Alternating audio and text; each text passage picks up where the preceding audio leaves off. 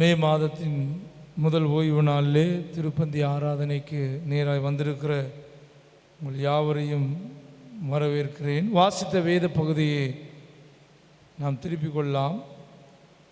யோவேல் எழுதின தீர்க்க தரிசன புஸ்தகம் 2ஆம் அதிகாரம் 18 32 வசனங்கள் வரைக்கும் நான் வாசிக்க கேட்டோம். இந்த வேத பகுதியிலே கர்த்தர் தேசத்துக்காகவும் தம்மால் தெரிந்து கொள்ளப்பட்ட தேவ ஜனத்துக்காகவும் அவர் என்ன செய்கிறார்? முதலாவது நாம் யாருடைய ஜனங்கள் என்பதை நாம் அறிந்து கொள்ள வேண்டும். பிரியமானவர்களே, ஆண்டவராகிய இயேசு கிறிஸ்து நம்முடைய முற்பிதாக்கள் அடிமைதன வீடாகிய எகிப்திலே அடிமைப்பட்டிருந்த அவர்களுடைய கூக்குரலை கேட்டு அவர்களை அடிமைதன வீடாகிய எகிப்திலிருந்து புறப்பட பண்ணின நாள் முதல் கொண்டு அவர்களை கானான் தேசத்திலே கொண்டு சென்று விடுகிற வரைக்கும் மாத்திரமல்ல, அவர்கள் உயிரோடு இருக்கிற நாளெல்லாம் அவர்களுக்கு அவர் தேவனாய் இருந்தார், அவர்கள் அவருக்கு ஜனமாய் இருந்தார்கள். அல்லேலூயா, அல்லேலூயா. வேதம் சொல்லுகிறது, கர்த்தருக்கு நீங்கள் எப்படிப்பட்ட ஜனம்? நீங்கள் யார்? நீங்கள் யாரால் தெரிந்து கொள்ளப்பட்ட தேவ ஜனம்? நாம் வாசிக்கும் பொழுது லேவியராகமம் 26ஆம் அதிகாரம் 12வது வசனத்தை வாசிக்கலாம். லேவியராகமம் 26:12.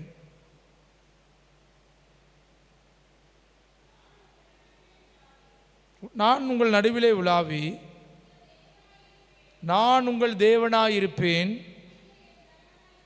நான் உங்கள் மத்தியிலே உலாவி உங்கள் தேவனாயிருப்பேன், நீங்கள் என் ஜனமாயிருப்பீர்கள். கர்த்தர் யாத்ராகம புஸ்தகத்தில் சொல்லுகிறார், உங்கள் மத்தியிலே நான் வாசம் பண்ணும்படியாக எனக்கு ஒரு ஸ்தலத்தை ஆயத்தம் பண்ணுங்கள் என்று சொல்லி ஆண்டவராகிய தேவன் மோசேயின் இடத்திலே அவர் நம் நடுவிலே, கர்த்தர் நம் நடுவிலே உலாவி அவர் நமக்கு தேவனாயிருக்கிறார், நாம் அவருடைய ஜனங்களாயிருக்கிறோம். நீங்கள் யார்? நீங்கள் கர்த்தருடைய ஜனம். நீ அடிமைப்பட்ட ஜனம் அல்ல,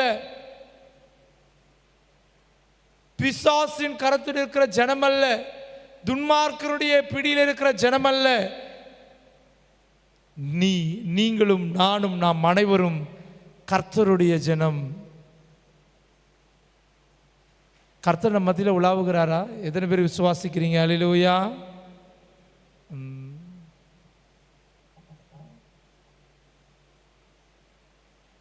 இன்னைக்கு கூடி வந்திருக்கிற தேவ ஜனமே, நாம் யாருடைய ஜனம்? கர்த்தருடைய ஜனம். கர்த்தருடைய ஜனம் கர்த்தரை துதிப்பார்கள். நான் ஆண்டவராக இயேசு கிறிஸ்து சொல்வது போல, நான் உலகத்தார் அல்லாதது போல ஆண்டவர் இவர்களும் உலகத்தார் அல்ல என்று சொல்லி ஆண்டவராக இயேசு கிறிஸ்து சொல்லியிருக்கிறார் அல்லவா? வெறுமனையாய் வந்து அமர்ந்து வெறுமனையாய் திரும்பி போகிறது தேவ ஜனம் அல்ல. கர்த்தரை துதித்து ஆராதித்து பாடல் பாடுகிற வேளையிலே, துதிக்கிற வேளையிலே கர்த்தருடைய நாமத்தை யார் மகிமைப்படுத்துகிறார்களோ, இப்பொழுது அல்லேலூயா சொல்லும்போது எத்தனை பேர் அல்லேலூயா சொல்லுகிறார்களோ அவர்கள்தான் கர்த்தருடைய ஜனங்கள்.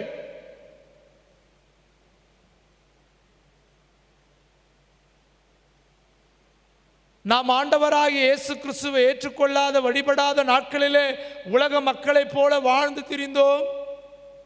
ஜெபிக்க தெரியாது, ஆண்டவரை துதிக்க தெரியாது.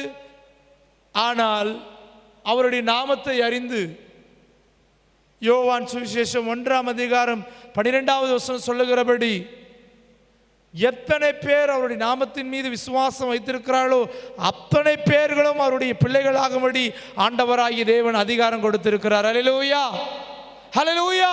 கர்த்தருடைய ஜனம், கர்த்தர் உங்கள் மத்தியிலே உலாவிக் கொண்டிருக்கிறார்.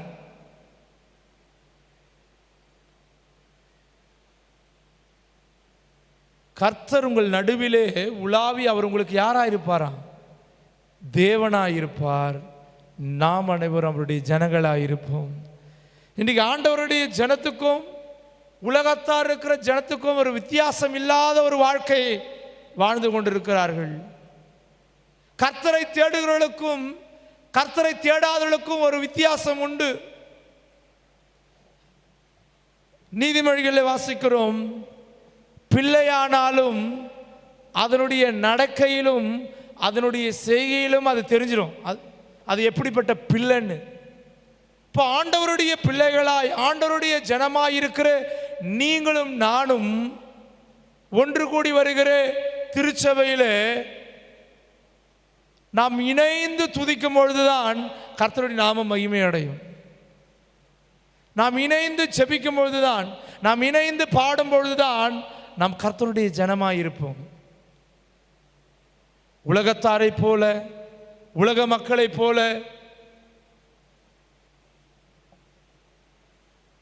வேதம் சொல்லுகிறது கர்த்தர் உங்கள் மத்தியில் உலாவிக் கொண்டிருக்கிறார். எத்தனை பேர் உணர்றீங்க? அல்லேலூயா, அல்லேலூயா. ஆண்கள் சைடில் எத்தனை பேர் உணர்றீங்க? அல்லேலூயா.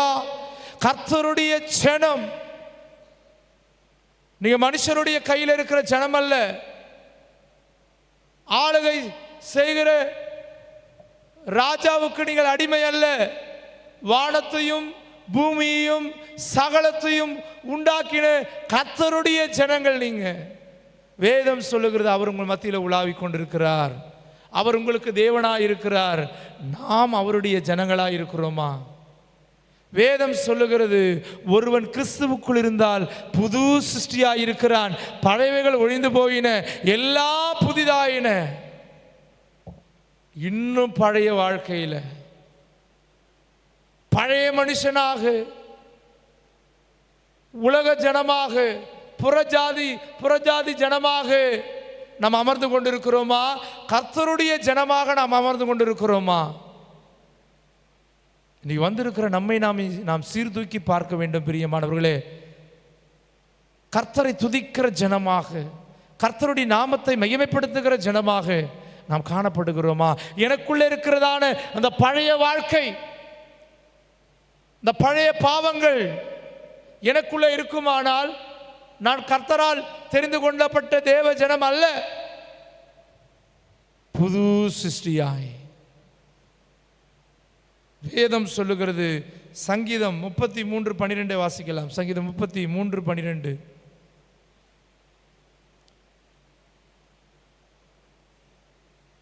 சங்கீதம் 33:12. கர்த்தரை தன் தெய்வமாய் கொண்டிருக்கிற ஜாதியும் பாக்கியம் உள்ளது. வேதம் சொல்லுகிறது, கர்த்தரை தெய்வமாய் கொண்டிருக்கிற ஜனமாகிய நீங்கள் பாக்கியவான்கள், பாக்கியவதிகள். முதலாவது அந்த வசனம் சொல்லப்படுகிறது, நீங்கள் யாரை தெய்வமாக கொண்டிருக்கிறீங்க? அல்லேலூயா. கர்த்தரை தன் தெய்வமாய் கொண்டிருக்கிற ஜனம் பாக்கியம் உள்ளது. கர்த்தரை தெய்வமாக வழிபடுகிற நீங்களும் நானும் பாக்கியவான்கள் என்று வேதம் சொல்லுகிறது. யார் பாக்கியவான்கள்? கர்த்தரை தெய்வமாக, பணத்தையோ பொருளையோ நிலத்தையோ வீட்டையோ இதுதான் பெருசு நினைக்கிறவங்க பாக்கியவான்கள் அல்ல. கர்த்தர் சொல்லுகிறார், சங்கீதக்காரன் சொல்லுகிறான், கர்த்தரை தெய்வமாக கொண்டிருக்கிற ஜனம் பாக்கியமுள்ள ஜனம். இந்த உலகத்தில் இருக்கிற மனுஷன் உன்னை என்ன வேணா சொல்லலாம், ஆனால் கர்த்தருடைய வசனம் சொல்லுகிறது நீ பாக்கியவான் என்று. காரணம், நீங்கள் கர்த்தருடைய ஜனமாய் இருப்பதினாலே, கர்த்தரை தன் தெய்வமாய் கொண்டிருப்பதினாலே நீங்கள் பாக்கியம் உள்ள ஜனம். ரெண்டாவது அந்த வசனம் சொல்லப்படுகிறது, கர்த்தரால் தெரிந்து கொள்ளப்பட்ட ஜனம். மறந்துடாதீங்க, நீங்கள் யார்? கர்த்தர் உலாவுகிற, நல்லா கவனிய, கர்த்தர் உங்களுக்கு தேவனாய் இருக்கிறார், நீங்கள் அவருடைய ஜனம். ரெண்டாவது காரியம், கர்த்தரை நீங்கள் தெய்வமாய் கொண்டிருப்பதினாலே அந்த ஜனம் பாக்கியம் உள்ளது. மூன்றாவது, கர்த்தரால் தெரிந்து கொள்ளப்பட்ட ஜனமாய் நீ இருக்கிறாய். நீ எப்படி வாழ வேண்டும்?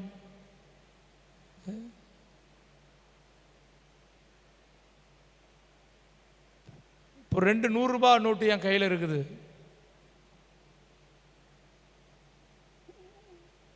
ஒரு 100 நோட்டு கொஞ்சம் பழதாக இருக்குது, பழசாக இருக்குது.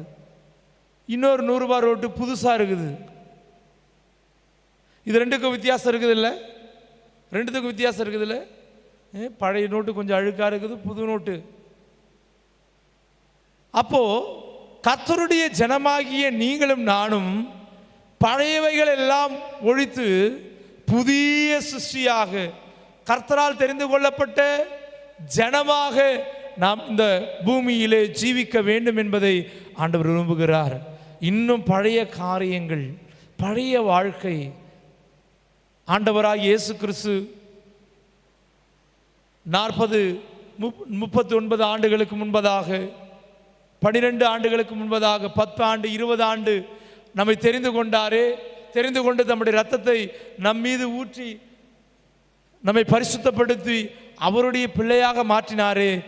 இருப்பினும் நாம் அவருடைய ஜனங்களாய் வாழ்ந்து கொண்டிருக்கிறோமா? இன்றைக்கு ஒரு கேள்வி. வெளியே இருக்கிற மனுஷனை என்னையும் பார்த்தா ஒரே மாதிரி இருக்கக்கூடாது. என்னுடைய பேச்சு, என்னுடைய செய்கை, என்னுடைய கிரியை தேவனுடைய ஜனமாய் இருக்கணும். நான் உங்களிடத்தில் ஒன்றை கேட்கிறேன். ஆண்டவராகிய இயேசு கிறிஸ்துவை, சரித்திரம் சொல்லுகிறது, ஆண்டவராகிய இயேசு கிறிஸ்துவை காட்டி கொடுக்கும்படியா யூதாஸ் காரியத்து போர் சேவர்களோடு கூட வருகிறார். கெத்செமனே தோட்டத்திலே போர் சேவர்களோடு வந்து நிற்கும் பொழுது இயேசுவை போய் டைரக்டா என்ன பண்ணல, கைது பண்ணல. அங்க நிக்கிறாங்க. எல்லாரையும் பார்த்தா எப்படி இருக்குது? ஒரே மாதிரி இருக்கிறாங்க. எல்லாருமே ஒரே மாதிரி இருக்கிறாங்க. இயேசு கிறிஸ்து யாருன்னு அதுல அடையாளம் தெரிந்து கொள்ள முடியல போர் சேவகரால. காரணம், நன்றாய் கவனிங்க, அவங்க எல்லாரும் எப்படி இருந்தாங்க? ஒன்று போல் இருந்தாங்க. இன்றைக்கு ஆண்டவருடைய பிள்ளைகளாகி நீங்களும் இந்த 1ஆம் தேதியில 3 ஆசீர்வாதமான வசனத்தை நான் கடைசியாக சொல்ல போறேன். 3 ஆசீர்வாதமான வசனம். இது யாருக்குன்னு சொன்னா, அவரை தெய்வமாக வழிபடுகிற அவர்களுக்கு தான் இந்த ஆசீர்வாதம். அவர்கள் தான் பாக்கியவான்கள். உலகத்தார், இயேசு கிறிஸ்து சொல்லுகிறார், நான் உலகத்தார். அப்போ நீங்களும் நானும் உலகத்தாரை போல வாழ்ந்து வெறுமனையே திருச்சபைக்கு வந்து வெறுமனையே அமர்ந்து இல்லை, அப்படிப்பட்ட வாழ்க்கை அல்ல. நம்ம சும்மா வந்து தேவனை தொழுது கொள்ளுகிறோம் அல்ல. வேதம் சொல்லுகிறது, உன் தேவனாகிய கர்த்தரை முழு இருதயத்தோடும் முழு சிந்தையோடும் முழு பலத்தோடும் அவர் என்ன பண்ண தொழுது கொள்ள வேண்டும். வெறுமனையாக அல்ல.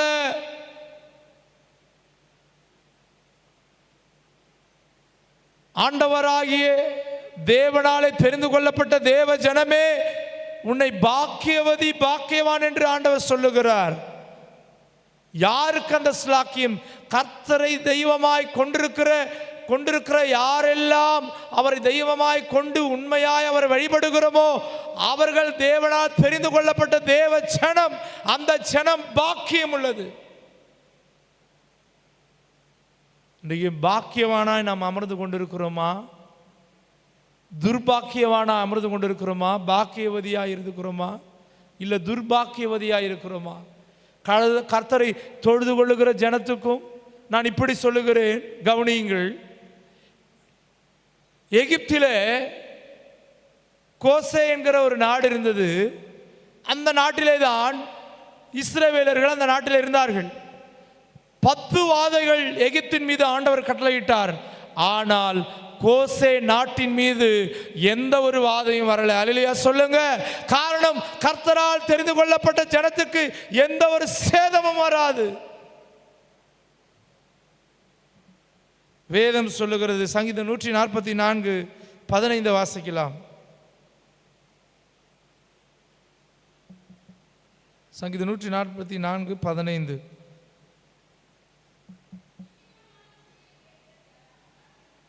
இந்த சீரை பெற்ற ஜனம், கர்த்தரை தெய்வமாய் கொண்ட ஜனம் பாக்கியம் உள்ளது. அடுத்ததாக பாக்கியம் உள்ளது. வேதம் சொல்லுகிறது கர்த்தரை தெய்வமாக. வேதம் நாம் வாசிக்கலாம். உபாகமம் 28:19 வாசிக்கலாம். உபாகமம் 28:9-10 வசனங்களை நாம் வாசிக்கலாம்.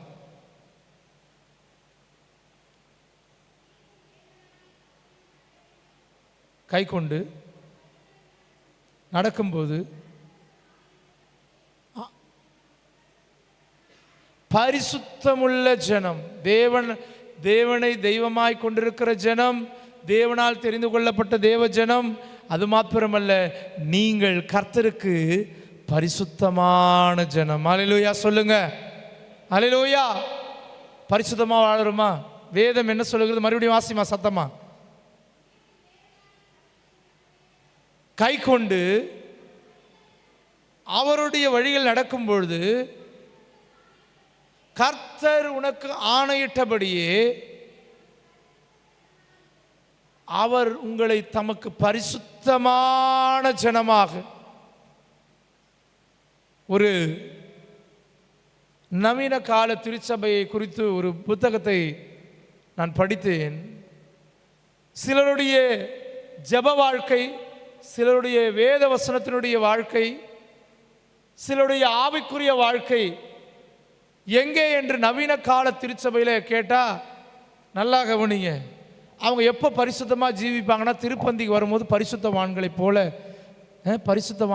தங்களை காண்பித்துக் கொள்வார்கள் நவீன காலத்தில். அது வரைக்கும் வெளியில் துன்மார்க்கமாய் ஜீவித்துட்டு அந்த ஒரு நாளில் மாத்திரம் அது தேவனுடைய ஜனம் அல்ல. அந்த நவீன கால புஸ்தகத்தில் எழுதியிருக்குது. அவருடைய வாழ்க்கை பரிசுத்த வாழ்க்கை. அந்த ஓய்வு நாளில் அந்த உபவாச கூட்டத்தில் வந்து அமர்ந்து விட்டு வெறுமனையே போயிடுவாங்க. வேத வாசிப்பு, தனிப்பட்ட ஜபம் இருக்காது, குடும்ப ஜபம் இருக்காது. சபையில் கூடி வரும்போது வேத வசனத்தை கேட்பார்கள், வேத வசனத்தை படிப்பார், போயிடுவார்கள். ஆவிக்குரிய வாழ்க்கையில் பார்க்கும் பொழுது அவருடைய அபிஷேகம் எல்லாம் எங்கே இருக்கும்? நான் படித்ததிலே சொல்லுகிறேன், மறந்துடாதீங்க. அவருடைய ஆவிக்குரிய வாழ்க்கை, அவருடைய அபிஷேக வாழ்க்கை எங்கே இருக்குன்னா அந்த 2 மணி நேரம். இந்த 2 மணி நேரம் தான் என்ன பண்ணுவாங்களாம், சபையில் வந்து நல்லா அல்லேலூயா பரிசுத்த ஆவியில் நிரம்பி ஜெபம் பண்ணுவாங்க. ஆனால் வீட்டில் கர்த்தருடைய ஜனம் கூடி வரும்பொழுது மாத்திரமல்ல, நல்லா கவனிங்க, நம்முடைய கர்த்தர் எப்படிப்பட்டவர்னா முகத்தை பார்க்குறவர் அல்ல. முகத்தை பார்த்து இவங்க நல்லவங்க சொல்ல மாட்டார், இருதயத்தை பார்த்து தான் சொல்லுவார். பாக்கியவான் என்று சொல்லுவார். அல்லேலூயா, அல்லேலூயா. அந்த புத்தகத்தில் எழுதியிருக்கு, நவீன கால திருச்சபையில் இருக்கிற வாலிபர்கள் அபிஷேகம் இல்லை. சபைக்கு வெறுமனையே போயிடுறாங்க. கர்த்தரை தன் தெய்வமாய் கொண்ட ஜனம் உண்மையோடும் உத்தமத்தோடும் அவரை தொழுது கொள்ள வேண்டும். வேதம் சொல்லுகிறது, பரிசுத்த அலங்காரத்துடனே வெளிப்புறமாய் உடை அலங்காரத்தில் நான் இப்போது வெண்ணுடை அணிந்திருக்கிறேன்.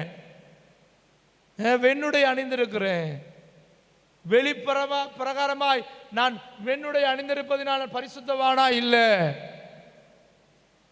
இருதயத்திலே நான் பரிசுத்தம் உள்ளவனாய் இருப்பேனானால், நான் தான் கர்த்தருக்கு பரிசுத்தமான ஜனம். அல்லேலூயா சொல்லுங்க. அல்லேலூயா. உடையினாலே அல்ல, முகத்தினாலே அல்ல, இருதயத்திலே நாம் பரிசுத்தமுள்ள தேவ ஜனமாய் காணப்பட வேண்டும். வெளிப்பிரகாரமாய் வேதம் அதுதான் சொல்லுகிறது. சங்கீதம் 27 சொல்லுகிறது, பரிசுத்த அலங்காரத்துடனே கர்த்தரை நாம் தொழுது கொள்ள வேண்டும் என்று சொல்லி நாம் வாசிக்கும்பொழுது வாசிக்கலாம். சங்கீதம் 29வது சங்கீதம் 29 2வது வசனம். சங்கீதம் 29:2. கர்த்தருடைய நாமத்துக்குரிய மகிமையை அவருக்கு செலுத்துங்கள்.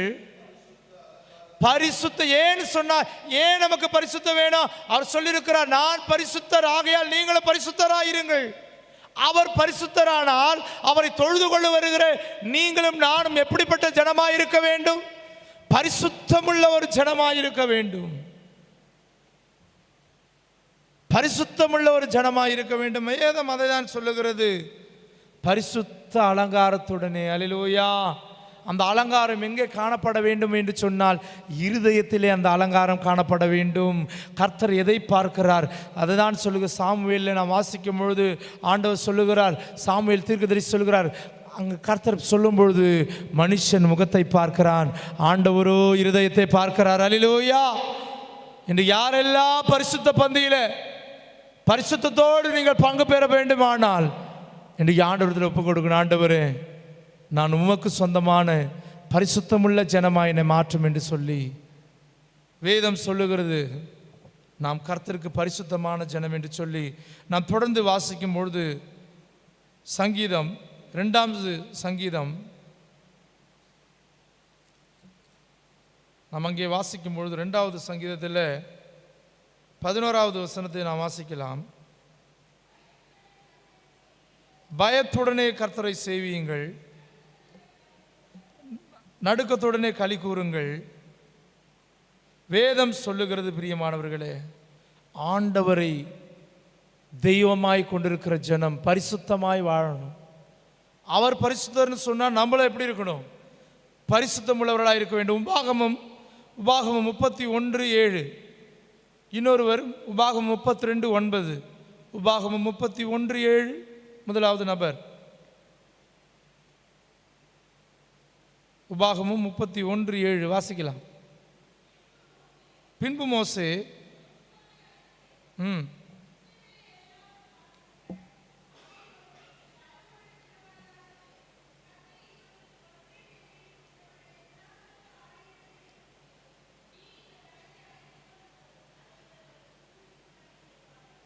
முப்பத்தி 32:9 வாசிங்க.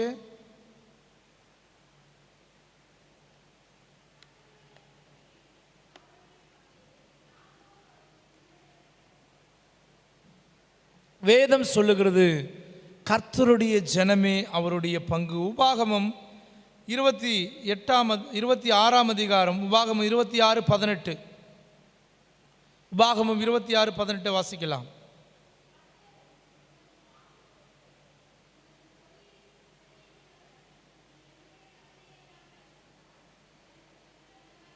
நீங்கள் ஆண்டவருக்கு சொந்தமான ஜனங்கள், நீங்கள் பரலோகத்தினுடைய பிள்ளைகள், பரலோகத்தை வாசம் பண்ணுகிற தேவனுடைய சொந்த ஜனம். எபிரேயரிலே வாசிக்கும் போது சொல்லப்படுகிறது, அவர் தமக்கென்று திருச்சபையை தம்முடைய சொந்த இரத்தத்தினாலே சம்பாதித்த சபை. அல்லேலூயா. அவர் சொந்த இரத்தத்தை சிந்தி நம்மை சம்பாதித்திருக்கிறார். அல்லேலூயா. நீ வந்திருக்கிற அநேகர், நீ உட்கார்ந்து கொண்டிருக்கிறீங்க, நான் கர்த்தருடைய ஜனமான ஆண்டவருடைய பிள்ளையா? நம்ம யோசிக்கணும். திருப்பந்தியிலே ஒரு வசனம், அவன் தன்னைத்தானே நிதானித்து அறிய கடவன். அல்லேலூயா. நிதானிக்கணும். நான் பரிசுத்தமா இருக்கிறேனா? நான் ஏசப்பா கும்பிட வந்திருக்கிறேன், ஏசப்பா தொழுது கொள்ள வந்திருக்கிறேன், நான் திருப்பந்தியில பங்கெடுக்க போறேன், என்னை பரிசுத்த ஜனமாய் மாற்றுங்க ஆண்டவரே. இந்த திருப்பந்தி ஆராதனை நான் உம்முடைய ஜனமாய் மாறினோம். நான் உலகத்தார் அல்ல, உலகத்தில் வாழ்கிற பாவ மனுஷன் நான் அல்ல. நான் பரிசுத்தருக்கு நான் பரிசுத்தமான ஜனமாய் நான் வாழ விரும்புகிறேன். அல்லேலூயா. அந்த ஆயக்காரன் தன் மார்பில் அடித்து கொண்டு, பாவியான என் மேலே கிருபையாய் இறங்கும், அவனே நீதிமானாக்கப்பட்டு வீட்டுக்கு சென்றான். இப்போ இன்றைக்கு வந்திருக்கிற தேவ பிள்ளைகளே, கர்த்தருடைய வசனம் சொல்லுகிறது, நீங்கள் அவருக்கு சொந்தமான ஜனமாக இருக்கிறீர்கள். வேதம் சொல்லுகிறது 26:19 வாசிங்க மறுபடியும். 26:19 உபாகமம் 26:19.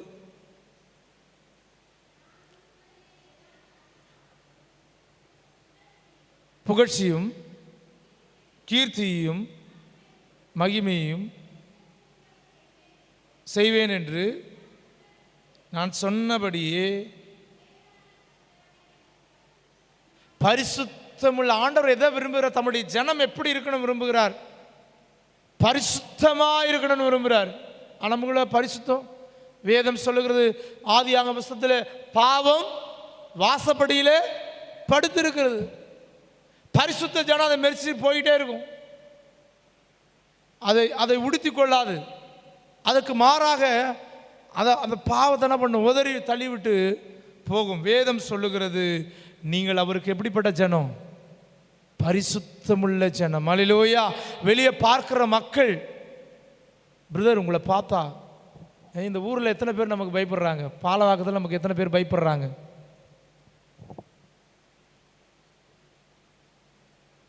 பாலவாக்கத்தில் நம்மளை பார்த்து பயப்படுறாங்களா?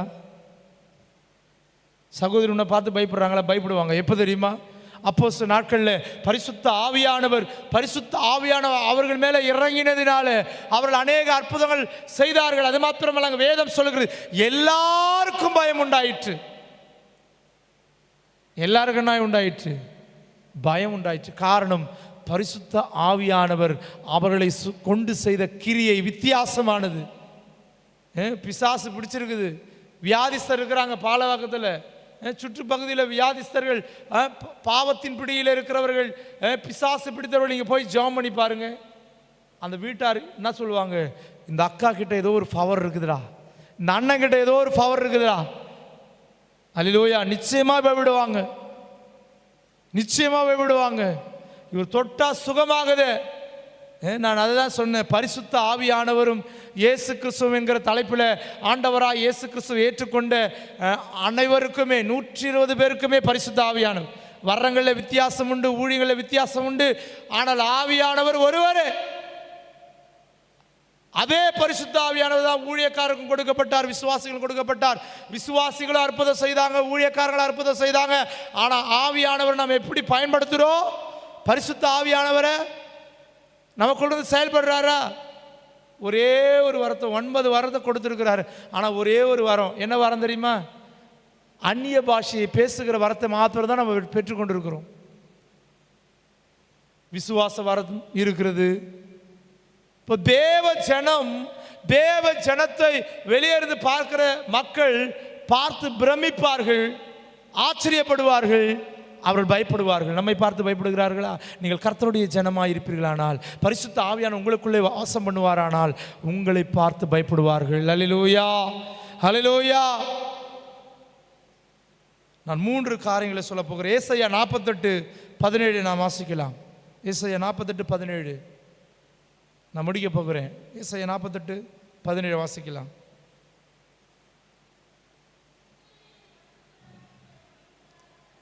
இஸ்ரவேல் பரிசுத்தராக இருக்கிற உண்மைப்பராக இருக்கிற கர்த்தர் சொல்லுகிறதாவது,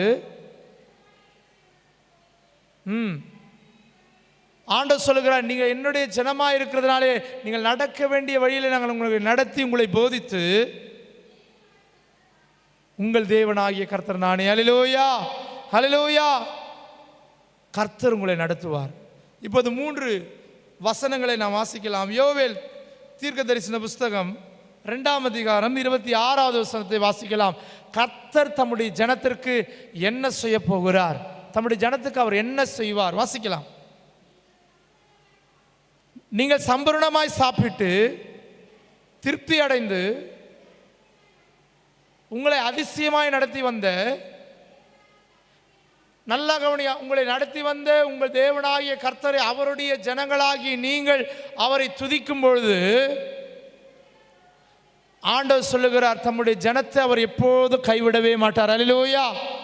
வேதம் சொல்லுகிறது, என் ஜனம் ஒருபோதும். இந்த வசனத்துக்கு என்ன அர்த்தம் தெரியுமா? எந்த சூழ்நிலை, எந்த காலத்திலும், எந்த நேரத்திலும் கர்த்தருடைய ஜனம் வெட்கப்பட்டு போகாது.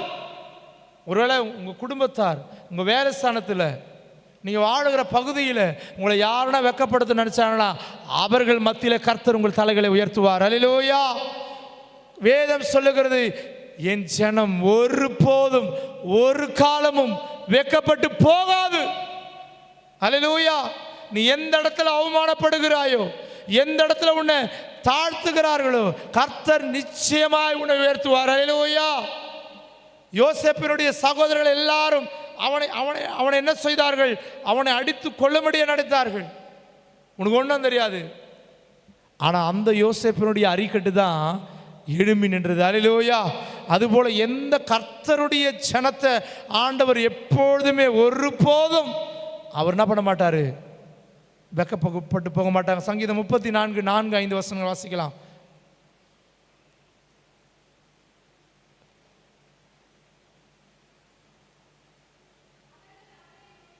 யார் அவர்கள்? கர்த்தருடைய ஜனங்கள். யார் அவர்கள்? கர்த்தருடைய ஜனங்கள் அவரை நோக்கி பார்த்து பிரகாசம் அடைந்தார்கள்.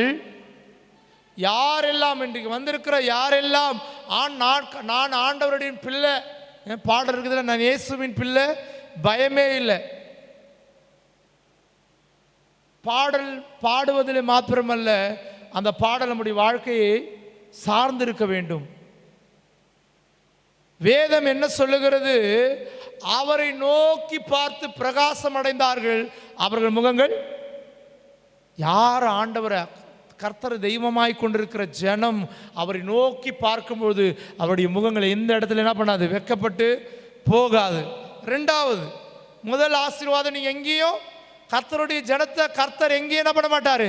வெட்கப்பட்டு போக விடவே மாட்டார். ரெண்டாவது காரியம் வாசிக்கலாம். 1 சாமுவேல் 12:22 வாசிக்கலாம்.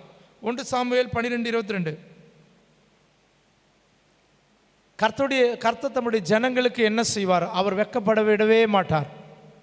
நீங்க வெட்கப்பட்டு போவதே இல்லை,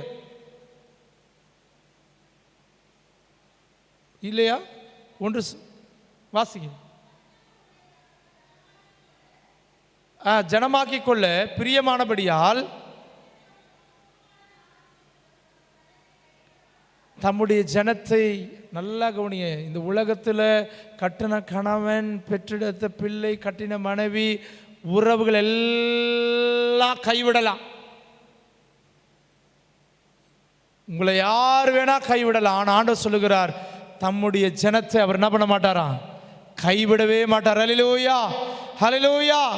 இந்த உலகத்தில் யார் வேணா அவங்கள கைவிடலாம், ஆனால் அவர் ஒருபோதும் கைவிட மாட்டார். அதுதான் யோசுவா 1ஆம் அதிகாரம் 5வது சொல்லுகிறார், நான் மோசையோடு கூட இருந்தது போல உன்னோடு கூட இருப்பேன், நான் உன்னை விட்டு விலகுவதும் இல்லை, உன்னை கைவிடுவதும் இல்லை. அல்லேலூயா. கண்டிக்கிற வசனம் சொன்னாலும் அல்லேலூயா அப்படிதான் வருது. ஆசீர்வாதமான வசனம் சொன்னாலும் அப்படிதான் அல்லேலூயா சொல்றீங்க. நீங்கள் தேவனுடைய ஜனம் என்பதை மறந்து போகாதீங்க. அல்லேலூயா. தேவனுக்கு பரிசுத்தமான ஜனம் என்பதை மறந்து போகாதீங்க. தேவனால் தெரிந்து கொள்ளப்பட்ட ஜனம் என்பதை மறந்து போகாதீங்க. தேவன் உங்கள் மத்தியில் உலாவிக் கொண்டிருக்கிறார் என்பதை மறந்து போகாதீங்க. ஆண்டவர் என்ன பண்ண மாட்டார்? அவங்கள கைவிட மாட்டார். அல்லேலூயா. வாசிக்கலாம். ஆண்டவர் உங்களை என்ன பண்ண மாட்டார்? கைவிடவே மாட்டார். பாகம் 32ஆம் அதிகாரம் நாம் அங்கே வாசிக்கும்போது வேதம் சொல்லுகிறது, கர்த்தர் தம்முடைய ஜனத்தை அவர் கைவிடவே மாட்டார்.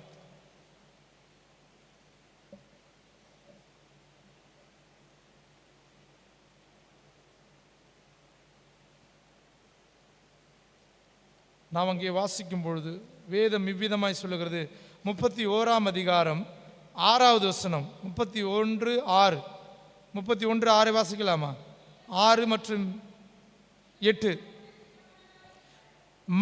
நீங்கள் பலம் கொண்டு திடமனதாயிருங்கள், அவர்களுக்கு பயப்படவும் திகைக்கவும் வேண்டாம் சொல்லுகிறார். தம்முடைய ஜனத்தை பார்த்து சொல்லுகிறார், கர்த்தர் உங்கள் தேவனாகிய கர்த்தர் தாமே உங்களோடு கூட வருகிறார், அவர் உன்னை விட்டு விலகுவதும் இல்லை. அவர் சொன்னார். அல்லேலூயா. ஆண்டவராகிய தேவன் சொல்லுகிறார், அவர் உன்னை விட்டு விலக மாட்டார். மேக ஸ்தம்பம் உன்னை விட்டு விலகாது, அக்கினி ஸ்தம்பம் உன்னை விட்டு விலகாது. காரணம், நீங்கள் கர்த்தருடைய ஜனம். அல்லேலூயா. கர்த்தருடைய ஜனத்தை விட்டு கர்த்தர் விலக மாட்டார், கைவிட மாட்டார். கடைசியாக நான் சொல்லி முடிக்க ஏவப்படுகிறேன். சங்கீதம் 29வது சங்கீதம் கடைசி வசனம்.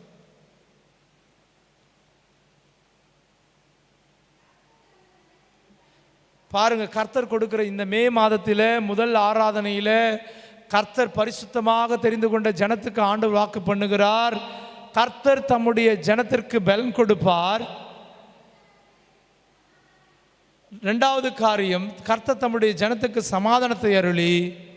அப்போ இந்த மே மாசத்தில் ஆண்டவர் சொல்லுகிறார், அவரால் தெரிந்து கொள்ளப்பட்ட தேவ ஜனம் ஒருபோதும் வெட்கப்பட்டு போகாது. அல்லேலூயா. அவரால் தெரிந்து கொள்ளப்பட்ட தேவ ஜனமே, நீ வெட்கப்பட்டு போவதில்லை. இரண்டாவது ஆண்டவர் சொல்லுகிறார், அவரால் தெரிந்து கொள்ளப்பட்ட ஜனம் கைவிடப்படாது. அல்லேலூயா. மூன்றாவது காரியம், அவரால் தெரிந்து கொள்ளப்பட்ட ஜனத்துக்கு கர்த்தர் பலனை கொடுக்கிறார். சகோதரிங்க எல்லாரும் இருக்கிற அநேகர் பலவீனமானவர்கள் தான். கர்த்தர் இந்த நாளில் சொல்லுகிறார், கர்த்தர் உங்களை பலப்படுத்த போகிறார். அல்லேலூயா. வேதம் சொல்லுகிறது, ஏசாயா தீர்க்கதரிசன புஸ்தகம் அங்கே 61ஆம் அதிகாரம் 7வது வசனம் சொல்லுகிறது, உங்களுக்கு வெட்கத்திற்கு பதிலாக இரட்டத்தனையான பலன் வரப்போகிறது. அல்லேலூயா.